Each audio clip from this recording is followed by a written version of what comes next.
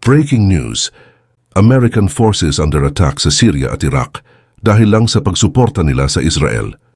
Ang military base ng US ay sinalakay sa hilaga ng Iraq. Ayon sa Hezbollah allied media, gumanti din daw ng mga pag-atake ang puwersa ng US sa Syria. Ang mga militanteng suportado ng Iran ay hindi man lang kinabahan sa kabila ng mga babala ng Amerika. Ayon sa ulat ng Reuters, isang armadong drone ang tinira sa airport ng Erbil sa hilagang parte ng Iraq. Ang base raw ay mayroong mga Amerikano at iba pang international forces ayon sa mga security sources.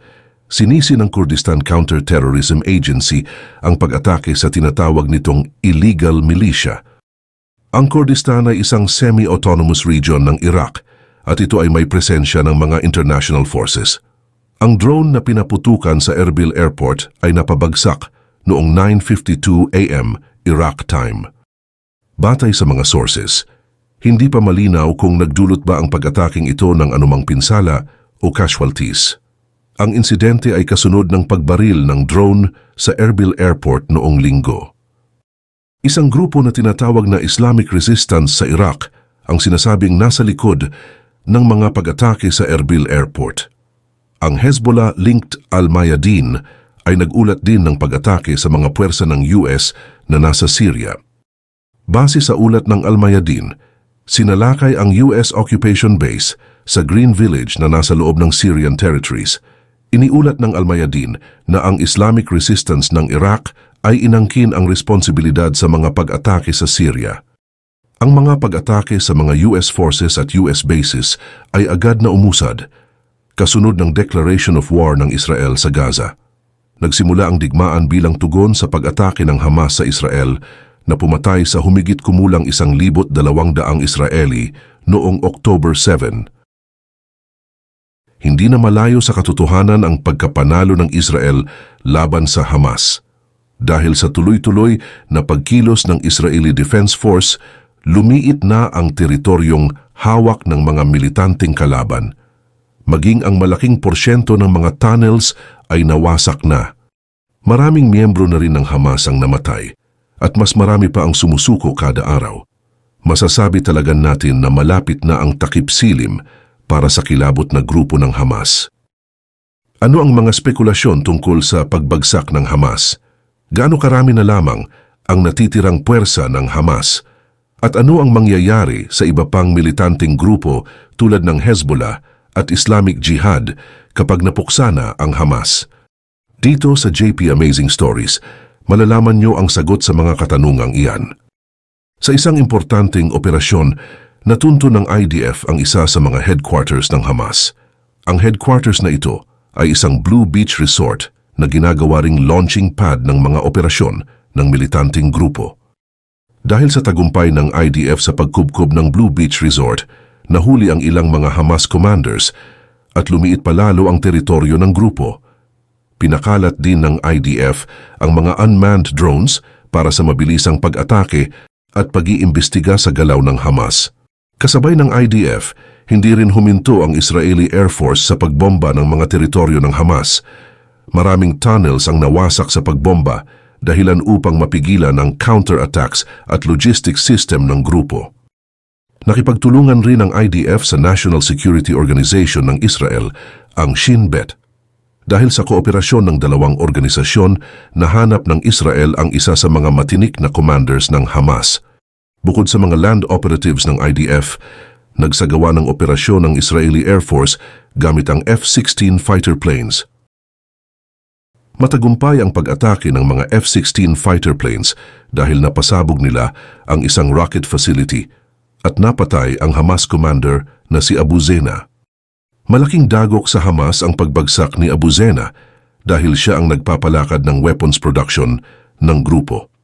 Ayon sa mga operatiba ng IDF, mababawasan ang kakayahan ng Hamas na gumawa ng mga armas ngayong wala na si Zena. Kilala rin si Abu Zena bilang pinuno ng Departamento ng Karahasan ng Hamas. Siya ang responsable sa pagpaplano ng mga madugong atake laban sa Israel. Pinuksa rin ng IDF ang mga anti-tank rocket teams ng Hamas para lalo pang pahinain ang military power ng grupo. Dahil sa opensiba laban sa mga anti-tank teams ng Hamas, di na malalagay sa matinding panganib ang mga operatiba ng IDF. Mababawasan rin ang potensyal ng ambush attacks mula sa panig ng mga militanteng Hamas. Naging matagumpay rin ang mga iba pang parte ng opensiba ng IDF.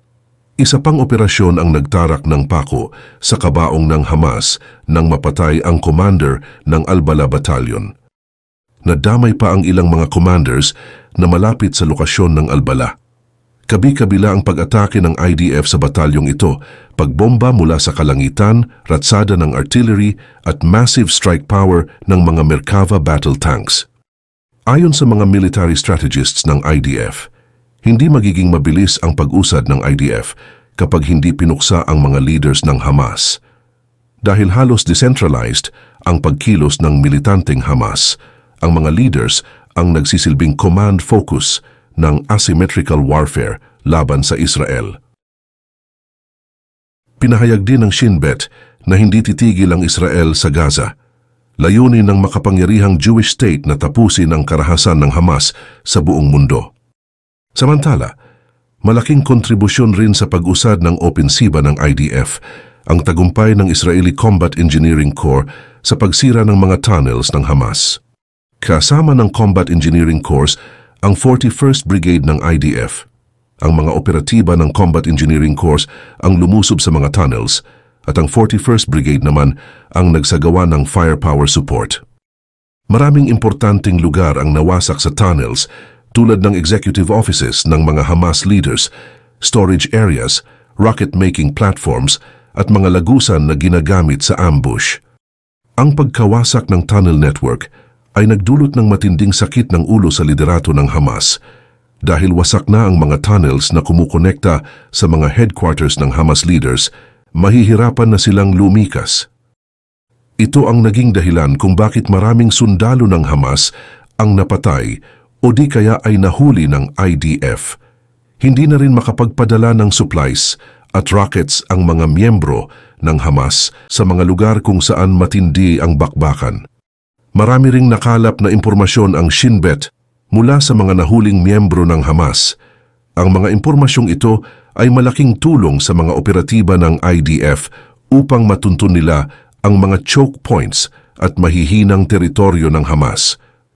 Kaya naman, halos lahat ng flanking operations ng IDF ay matagumpay at epektibo. Masasabi ba natin na overkill na ang ginagawa ng Israel sa Hamas? Sa isang anggulo, ay masasabi natin na posible nga. Ayon sa mga reports, mahigit sa 60 F-16 fighter planes ang nagsasagawa ng walang humpay na pambobomba laban sa Hamas. Bagamat malaking porsyento ng civilian infrastructure ang nawasak dahil sa mga bombing operations, wala na talagang makakapigil sa opensiba ng Israel. Bukod sa pagbagsak ng military power ng Hamas, lumalala na rin ang propaganda sa loob at labas ng militanteng grupo. Pinapakalat ng mga natitirang commanders ng Hamas na nabawi nila ang kontrol sa Central Gaza mula sa IDF. Ang propagandang ito ay nagpapalakas ng loob ng Hamas sympathizers, pero nagdudulot ng pagkalito sa mga miyembro ng Hamas dahil hindi aakalain na solido pa ang opensiba ng IDF. Nagumpisa na ring mag-usap ang Estados Unidos at Israel tungkol sa mangyayari sa Gaza kapag tuluyan ng nawasak ang Hamas. Kamakailan lang, pumayag ang Israel na magkaroon ng panibagong Palestinian Authority sa Gaza. Sumisimbolo ito sa kagustuhan ni Prime Minister Netanyahu na magkaroon ng kapayapaan sa Middle East, lalo na sa gitna ng Israel at Palestine. Ngunit maraming eksperto ang naniniwala na mahabang panahon pa ang kailangan bago tuluyang maging ganap at epektibo ang sinasabi nilang makabagong Palestinian Authority. Pinagpatuloy naman ng IDF ang paghahanap nila sa matinik na Hamas leader na si Muhammad Sinwar. Naglagay naman ng $300,000 reward ang IDF para matuntun si Sinwar at ang mga aliporis nito. Bago mawasak ang malaking porsyento ng Hamas tunnels, nalaman ng IDF na si Sinwar ang nagpapatakbo ng Southern Brigade ng Hamas at siya rin ang responsable sa mga mararahas na pag-atake sa Israel. May mga iba ring cash rewards na nilagay ang IDF para sa ulo ng iba pang Hamas commanders. Tinatayang umabot na sa $1 million ang total ng mga rewards na ito at nakakalap na rin ng mga leads ang IDF tungkol sa lokasyon ng mga Hamas commanders. Sa kabilang parte ng mundo, natunto naman ng mga intelligence operatives ng Israel ang estado ng Hamas network sa Europa. Ayon sa bagong impormasyon, posibleng magplano ang Hamas ng mga pag-atake sa iba't ibang parte ng mundo. Walang kasiguruhan ang impormasyong ito sa ngayon dahil sa humihinang military power at resources ng Hamas. Samantala sa Dubai, kumalat ang impormasyon na napatumba ng Israeli assassins ang isang Hamas senior leader. Nagpanggap na turista ang mga assassins para makalapit sa lokasyon ng senior leader. Mabilisan lang ang operasyon, isang patunay na wala talagang makakapigil sa determinasyon ng Israel na ubusin ang Hamas. Sa Syria, umani na naman ng puntos ang Israel nang mapatay nila ang isang Hezbollah leader sa pamamagitan ng bomb truck. Ang leader na ito ay may kakayahan na maglunsad ng nuclear research at nuclear contingency operations, kaya naman tinagurian siyang vital target. Kitang-kita na ang tagumpay ng Israel laban sa Hamas, pero nitong mga nakaraang araw lamang, pinahayag ng liderato ng Israel na posible pang tumagal ang digmaan ng ilang buwan. Maraming anggulo ang pinag-aaralan ng mga eksperto. Unang anggulo ang usaping diplomasya at politikal. Posibleng magkaroon pa ng ceasefire sa gitna ng Hamas at Israel, lalo pa ngayon na handang pumagitna ang mga superpowers na tulad ng Estados Unidos, Russia at China. Ikalawang anggulo ang pagkakaroon ng maraming frontlines dahil sa pag-atake ng iba pang mga militanteng grupo tulad ng Hezbollah, Houthi rebels at Islamic Jihad. Tumitindi naman ang bakbakan sa Khan Yunis, ang lugar kung saan mayroong pinakamalakas na stronghold ang Hamas. Hindi biro ang paglusob sa Khan Yunis dahil puno ito ng choke points at urban ambush spots.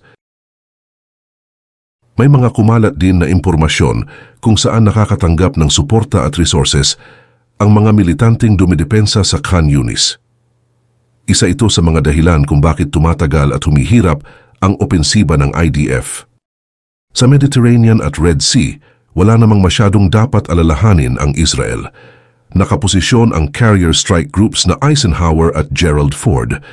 Ang mga strike groups na ito ay suportado ng mga malalakas na barko tulad ng missile cruisers at destroyers. Nakatanggap ang Eisenhower Strike Group ng mga missile attacks mula sa Houthis, pero walang nagawa ang mga pag-ataking ito dahil sa depensa ng cruisers at destroyers. Napabagsak rin ng Eisenhower Strike Group ang mga explosive drones na pinadala ng Houthis. Kung tutuusin, panalo na talaga ang Israel sa digmaan nito laban sa Hamas. Pero ang tagumpay na ito ay limitado lamang sa Gaza dahil malawak pa ang galamay ng Hamas sa buong mundo. Posibleng palipat-lipat ng lokasyon ang mga maimpluwensiyang leaders ng Hamas at pinapakilos lang nila ang kanilang mga sundalong martir para maghasik ng lagim. Tanging panahon lang ang makakapagsabi kung kailan magwawagi ang IDF sa Gaza. At habang may mga bansang sumusuporta sa Hamas, lalo pang tatagal ang labanan.